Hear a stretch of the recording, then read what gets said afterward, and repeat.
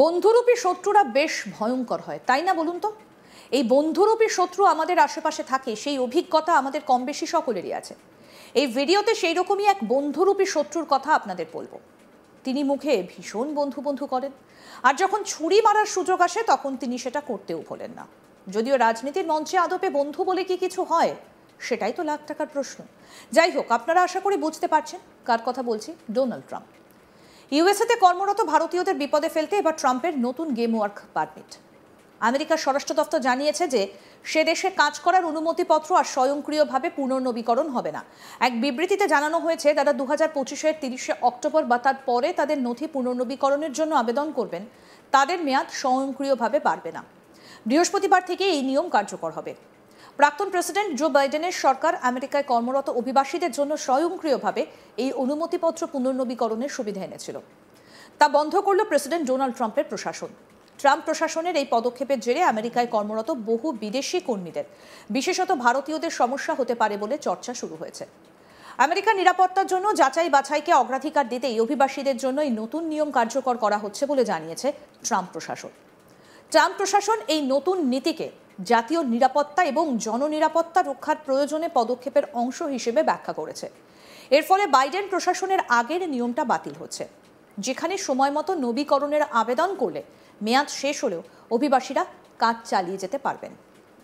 খুব স্বাভাবিক, ট্রাম্পের এই নতুন গেম প্ল্যানে ভারতীয়রা যে বেশ ক্ষতির মুখে পড়বেন তার বলার অপেক্ষা রাখে না। তবে এই সিদ্ধান্তের পাশাপাশি ট্রাম্প প্রশাসন জানিয়েছে এক্ষেত্রে কিছু ক্ষেত্র ছাড়ও দেওয়া হয়েছে। টেম্পোরারি প্রজেক্টেড স্ট্যাটাস সম্পর্কিত নথি বা আইনগত কারণে নির্দিষ্ট কিছু আবেদনেই এই নিয়মের ব্যতিক্রম ঘটবে। এই নতুন সিদ্ধান্ত কার্যকর হওয়ায় এবার থেকে অভিবাসীদের ব্যাকগ্রাউন্ড ঘন ঘন পরীক্ষা করে দেখা হবে। ট্রাম্প প্রশাসনের ব্যাখ্যা, এতে জালি বা সন্দেহজনক অভিবাসীদের ধরা সম্ভব হবে। এই প্রসঙ্গে আমেরিকার নাগরিকত্ব এবং অভিবাসন পরিষেবার ডিরেক্টর জোসেফ এডলো মন্তব্য করেছেন, আমেরিকায় কাজ করা কোনো অধিকার নয়, বরং একটা বিশেষ সুযোগ। নতুন নিয়ম কার জন্য প্রযোজ্য হবে এবার সেটা আপনাদের বলি। উল্লেখ্য, ইএডি এমন একটা নথি বা যা অভিবাসী এবং শরণার্থী আবেদনকারীদের মার্কিন যুক্তরাষ্ট্রে কাজ করার অনুমতি দেয়। গ্রিন কার্ডধারী এবং H1B LA বা OA ভিসাধারীদের ইএডি প্রয়োজন হয় না। তবে কিছু H4 ভিসাধারী স্বামী স্ত্রী, গ্রিন কার্ডধারী স্ত্রী এবং F1 শিক্ষার্থীদের মার্কিন মুলুকে কাজ করতে গেলে ইএডির প্রয়োজন পড়ে। এদিকে আশ্রয়ের আবেদন জানানো অভিবাসীদের কারো কারো জন্য এই ইএডি জারি করা হয়।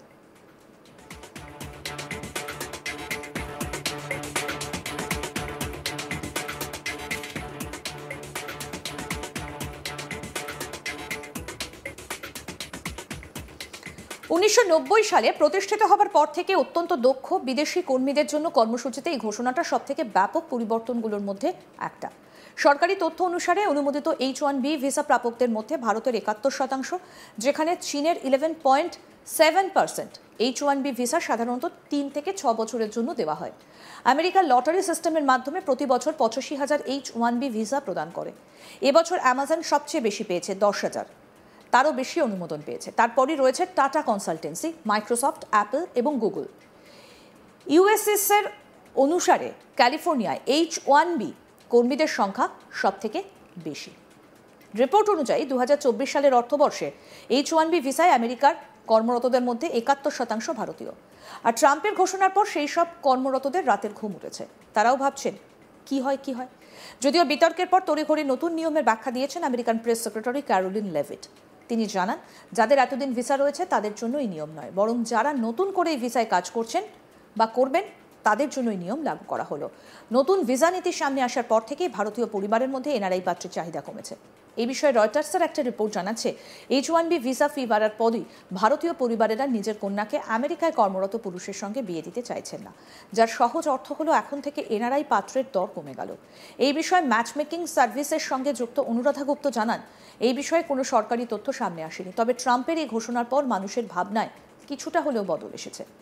হোয়াইট হাউসের স্টাফ সেক্রেটারি উইল স্কার্ফ বলছেন, H1B নন ইমিগ্রান্ট ভিসা প্রোগ্রাম সবচেয়ে বেশি অপব্যবহারযোগ্য ভিসা ব্যবস্থাগুলোর মধ্যে একটা। এই ভিসার উদ্দেশ্য হলো উচ্চ দক্ষ ব্যক্তিদের এমন চাকরিতে আমেরিকার কাজ করার অনুমতি দেওয়া যা আমেরিকান কর্মীরা করেন না। এই ঘোষণার ফলে H1B আবেদনকারীদের স্পন্সর করার জন্য কোম্পানিগুলোর ফি $1 লক্ষ সীমাবদ্ধ থাকবে। তার আরও বক্তব্য, যারা আমেরিকায় আসছেন তারা সত্যি উচ্চযোগ্য এবং আমেরিকান কর্মীরা তাদের প্রতিস্থাপন করতে পারবেন না এটা নিশ্চিত করবে।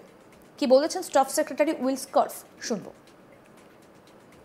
Thank you, Mr. President. One of the most abused visa systems in our current immigration system has been the H-1B non-immigrant visa program.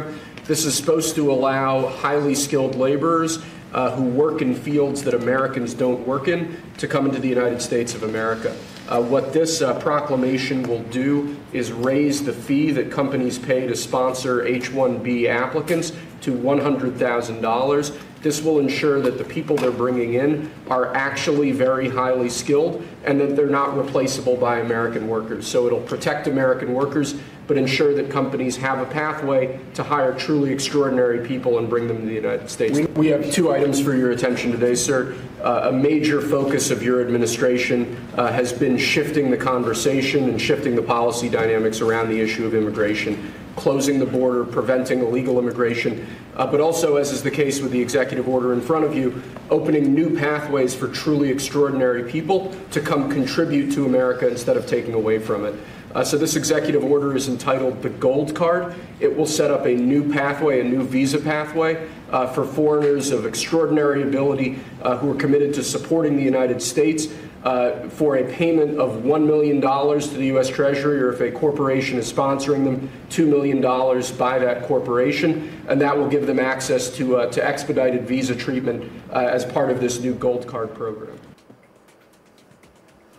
Trump নিজে নির্দেশনামার স্বাক্ষরের পর বলেছেন, আমাদের কর্মী চাই, আমাদের খুব ভালো কর্মী চাই, আমেরিকানদের নিয়োগ করো। এই নির্দেশ সেটাই নিশ্চিত হবে। কি বলেছেন ডোনাল্ড ট্রাম্প, শুনবো। We need workers. We need workers. We need great workers. And this pretty much ensures that that's what's going to happen. I think, Sean, do you agree with that? And one of the biggest problems we have is that people, they go to the best schools and they do great and they get great marks, and then they're thrown out of the country. You're not allowed to stay. This way, a corporation will be able, sort of like a signing bonus in baseball or football, a corporation will be able to get them to stay in the country. And I think it's going to be tremendously successful. আমেরিকার বাণিজ্য সচিব Howard Lutnick বলেছেন, বড় প্রযুক্তি company বা অন্যান্য বড় company আর বিদেশি কর্মীদের প্রশিক্ষণ দেবে না। তাদের সরকারকে $1 লক্ষ দিতে হবে, তারপর কর্মচারীকেও বেতন দিতে হবে। এটি অর্থনৈতিকভাবে লাভজনক নয়। যদি কাউকে প্রশিক্ষণ দিতে হয় তাহলে আমাদের দেশের বিশ্ববিদ্যালয় থেকে সম্প্রতি স্নাতক হওয়া আমেরিকান ছাত্রদের একজনকে প্রশিক্ষণ দেওয়া উচিত। আমেরিকানদের কাজের জন্য প্রস্তুত করা আর চাকরি কেড়ে নেবার জন্য লোক আনা বন্ধ করা উচিত। এটাই নীতি এবং সমস্ত বড় কোম্পানি এতে একমত। আরও আপডেট পেতে দেখতে থাকুন আজ তাক বাংলা। সাবস্ক্রাইব করুন, নোটিফিকেশন পেতে বেল বাটন অপশন প্রেস করুন।